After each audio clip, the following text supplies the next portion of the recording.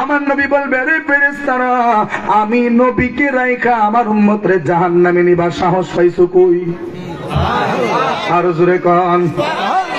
আমার উম্মতটারা যে ওজন দিছো আমি নবী তো দেখি নাই, আমাকে সাথে নিয়ে চলো, আবার ওজন দিবা। ফেরেশতারা আল্লাহরে কইব, আল্লাহ আমরা নেকি বদি ওজন দিছি, কম বেশ করছি কিনা, এদিক সেদিক করছি কিনা, তুমি আল্লাহ তো দেখছো, আমরা সঠিক ভাবে আমরা মাপ দিয়েছি, কিন্তু আপনার হাবিব জি আবার দেখতে চাচ্ছে। আল্লাহ কই, কথা কইস না রে ফেরেশতারা, কথা কইস না। নবী যদি কই আবার মাপ দিতে, আবার যায় মাপ দে। ফেরেশতারা আবার যাবে, যাইয়া মিজানের পাল্লার কাছে ওই উম্মতের গুনাহগুলি তুলবে, ওই উম্মতের নেকগুলি তুলবে।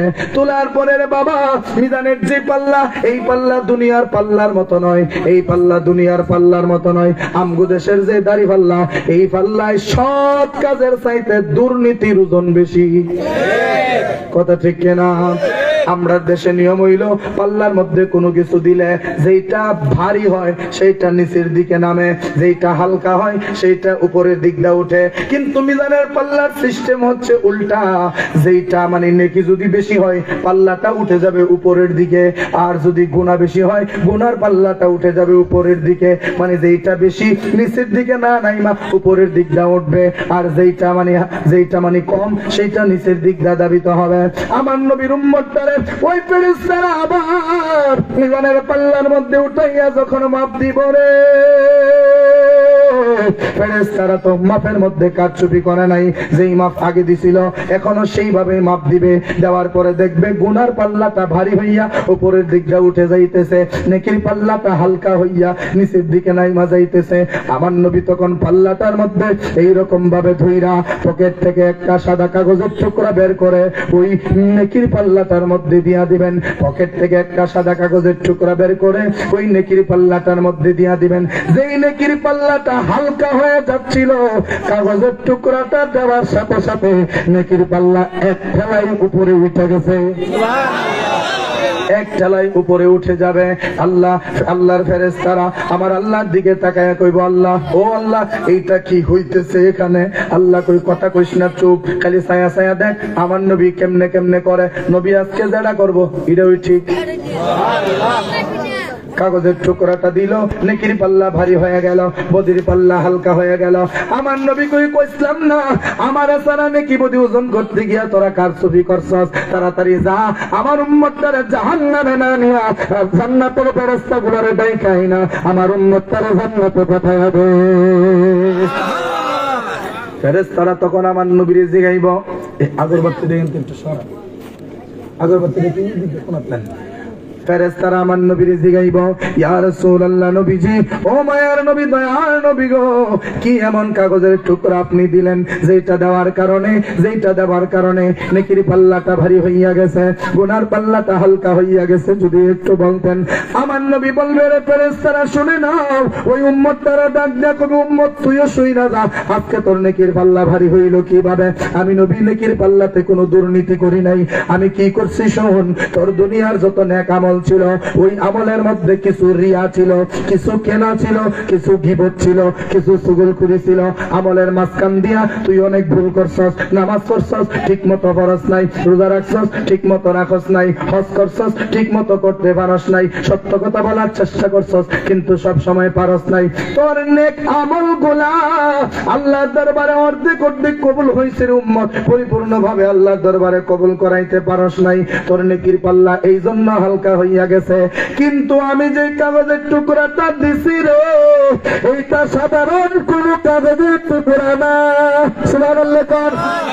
ফেরেশতারা আমার নবীর উম্মতে জিগাই, ভাই ইয়া রাসূলুল্লাহ এইটা কিসের কাগজের টুকরা একটু যদি বলতেন।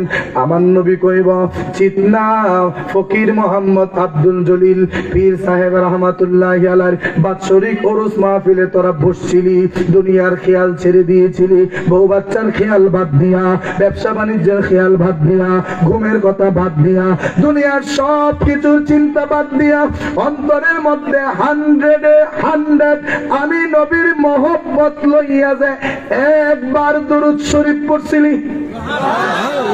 সুবহানাল্লাহ। সুবহানাল্লাহ। দুনিয়ার সব কিছু বাদ দিয়া একবারের জন্য যে দুরূদ শরীফ তুই পড়ছিলি, ওই দুরূদ শরীফটা আমার কাছে এত ভালো লাগছিল রে উম্মত, সেই দুরূদটারে আমি নবী সংরক্ষণ করে রেখে দিয়েছি। যেই দিন তোর কোনো আমল কাজে আসবে না, ওই দিন আমি নবীর দুরূদের বিনিময়ে তুই পার হইয়া যাবি। আরো জোরে কথা সুবহানাল্লাহ। আমি তোমার প্রেমের ভিখারি ইয়া রাসূলুল্লাহ, আমি তোমার প্রেমের ভিখারি, আমি তোমার প্রেমের ভিখারি, আমরা তোমার প্রেমের ভিখারি ইয়া রাসূলুল্লাহ, আমরা তোমার প্রেমের ভিখারি ইয়া রাসূলুল্লাহ ইয়া হাবিবাল্লাহ, আমি তোমার প্রেমের ভিখারি। আহা তোমারি প্রেমের গড়া শুনে নাই যে তুলনা, নাই যে তুলনা, মাশাআল্লাহ, না তোমারি প্রেমের গড়া শুনে নাই যে তুলনা, নাই যে তুলনা,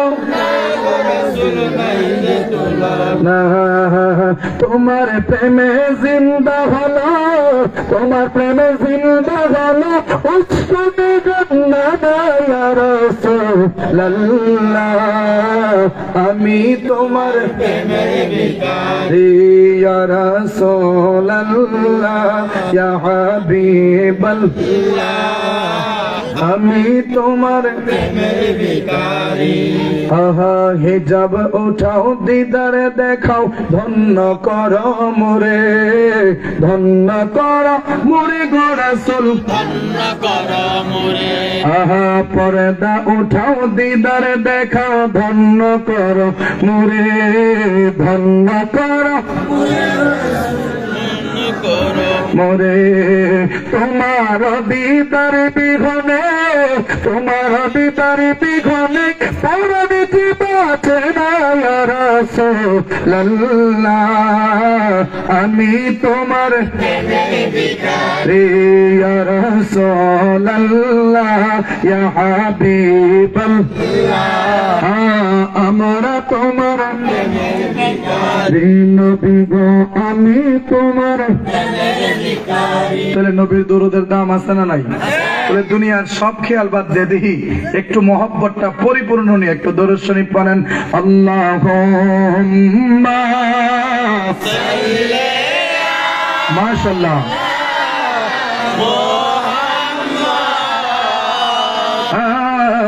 ওয়া আলা